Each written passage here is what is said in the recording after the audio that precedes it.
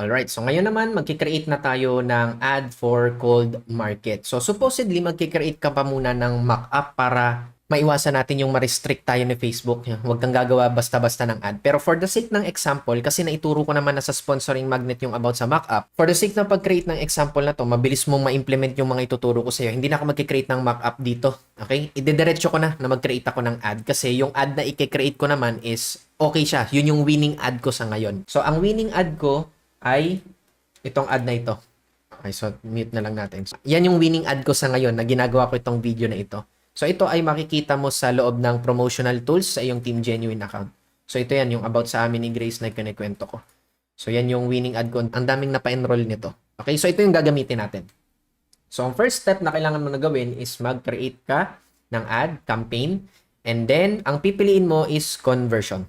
Okay, conversion ha, hindi traffic, hindi engagement, hindi messages, conversion. Para sa website ito.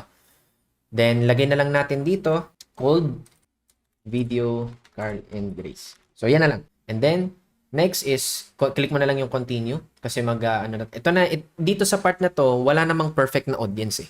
Magbibigay lang ako sa inyo ng kung ano yung nag-work sa akin, tapos ikaw yung bahala na lang na mag-experiment. Okay? Kasi naituro ko naman na ito sa sponsoring magnet. Paano ka makakapag-research ng mga audience, naituro ko na doon, so balikan nyo yun. So, punta ka dito, then, dito sa website, make sure na naka-click is website ha. Then, dito sa conversion event, ang ilalagay natin dito is initiate checkout. Hindi view content, initiate checkout ha. Para ma-target ni Facebook yung mga high quality na prospect. Hindi lang basta-basta nagki-click lang kasi kapag ang ginawa nyo dito is yung halimbawa ay nag-create ka ng campaign tapos traffic lang, link click lang, low quality na mga prospect yun. Yung mga mahilig lang mag-click tapos hindi naman nila talaga pinapanood yung video. Mga low quality prospect yun. Okay, so initiate checkout. So kung maalala mo dito sa ginawa natin na campaign guide, di ba? Dito sa campaign nakalagay conversion, sa cold, conversion tapos initiate checkout. Yun ang ibig sabihin nun. Ganon din sa warm. Sa hot lang nagkakaiba. Conversion purchase na. Okay? So, dito muna tayo, initiate checkout. Tapos, at least 100 pesos lang. Okay? Huwag ka na magte-test ng below 100. Kasi, website na ito eh. Quality na yung prospect na tina-target natin. Hindi na to basta katulad lang ng messaging. And then, next na kailangan mo na gawin is make sure na i-exclude mo yung nandito sa tinuro ko dito. Ano yung i-exclude? Warm and hot. So, ano yung warm and hot na exclude mo? So, ilagay natin dito, custom. Hot. Type natin hot. Ayan. Exclude mo tong mga to. Kahit wala pa yung laman sa ngayon, para at least once na, in the future, once na magkalaman na yan, automatically i-exclude naman ni Facebook yan eh. Tapos hot pa lang ito, ano pa yung i-exclude mo, warm pa, di ba? Yung mga nanonood ng videos, engage with your page, di ba? Engage, meron ba dito nun? Ayun, ang dami nito. Engage with post, page engagement, size not available. So, ibig sabihin wala pang laman. Hindi ko alam kung ano mga pages itong ginawa ni Coach Mark. So, hulaan ko na lang ito na lang, page engagement, kasi ito yung marami, 14,000. Tapos, message. So, wag kayong magkikreate ng sobrang daming, sobrang daming custom audience na pare-pares lang naman. Okay, so yan, hanapin natin dito, message. Yung may laman ang hanapin natin. Or for the sake of example lang, kasi hindi ko alam kay Coach Mark na ads account dito akin. Message. So, ito na lang, page messages custom. Hindi ko alam kung kung i-check ko pa maghahaba yung oras natin. So, assuming na lang na ganyan. So, lahat ng nag-engage according dito, exclude daw natin warm and hot. So, kung nag-create ka rin ng mga video views na custom audience, dark post, nag-create ka, engage with page, which is tinuro ko yun sa sponsoring magnet, exclude mo yan. Okay, exclude mo yan lahat.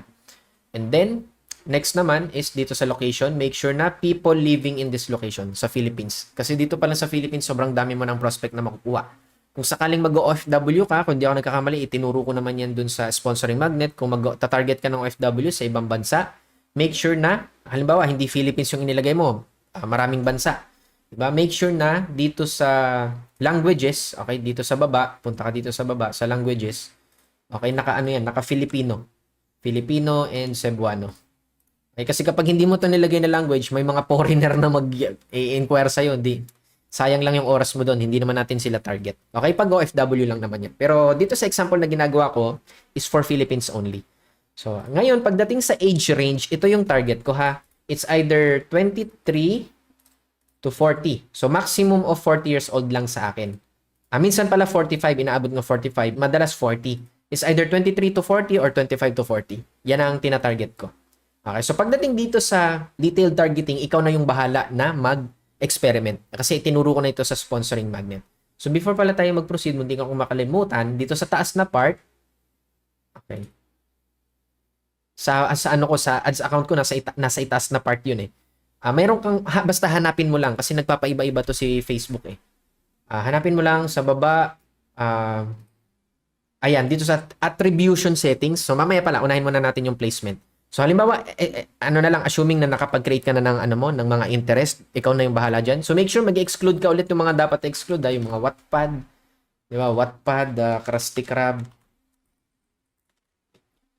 Ayan, yung mga yan, Krusty Krab. Ayan, yung mga Krusty Krab na yan, exclude mo yan, tapos edi sa puso mo. Works, wala ito. Nawala na yun. Minsan sa ibang ads account, meron nun eh, yung works edi sa puso mo, exclude mo yan, walang kwenta yung mga yan. At saka, business manager. Facebook business manager pala. Business page admins pala, sorry. Business page admins. So meaning ito kasi yung mga nag-ads para hindi sila maging spy sa'yo. Okay? Business page admin. So yan, yung mga in-exclude ko sa connection, all people. Then pagdating sa placement, ganito yung ginagawa ko. This is very effective. Pag cold market pag cold market. Pag warm market at saka hot market, yung ads na ginagawa mo, leave it at automatic na lang. Pero pag cold, ito yung ginagawa ko. Tanggalin mo to lahat. Kasi website ito eh. Remember, website ito. Hindi ito messenger. Tanggalin mo to lahat. Tanggalin mo to. Ayan, make sure naka-uncheck to lahat. Uncheck. Tapos, dito sa feeds, ito lang yung ititira mo. Uncheck mo to. Uncheck.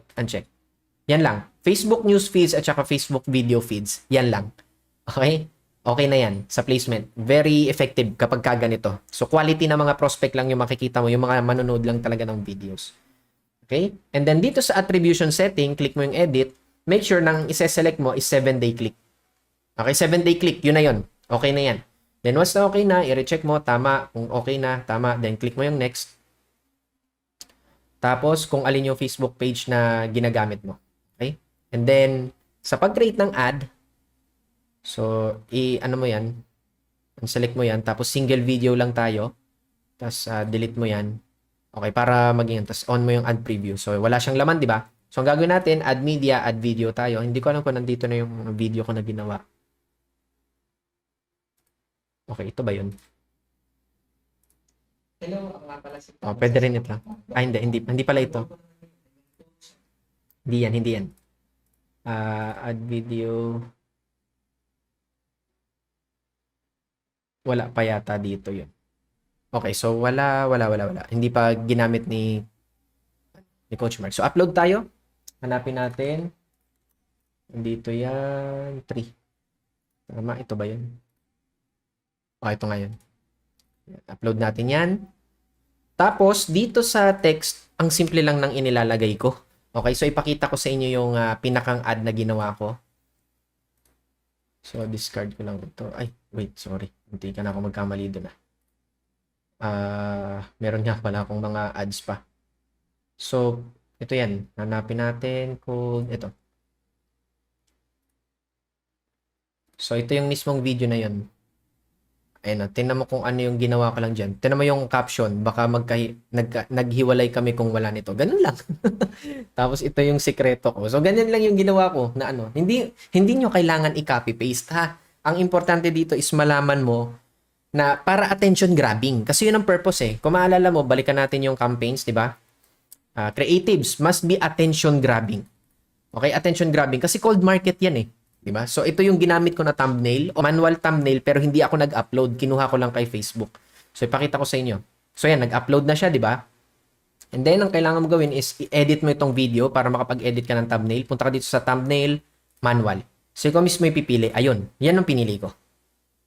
Okay? Wag mo itong pipiliin ha, kasi nung ginawa ko ito, pinili ko to. Hindi ko maalala kung ni-reject ni Facebook or nilagyan niya ng low ad quality. Parang ni-reject niya yun eh. Sabi niya parang enticing, blah blah blah. Basta may tinamaan na na rule. Huwag mo gagawing thumbnail yung ganito.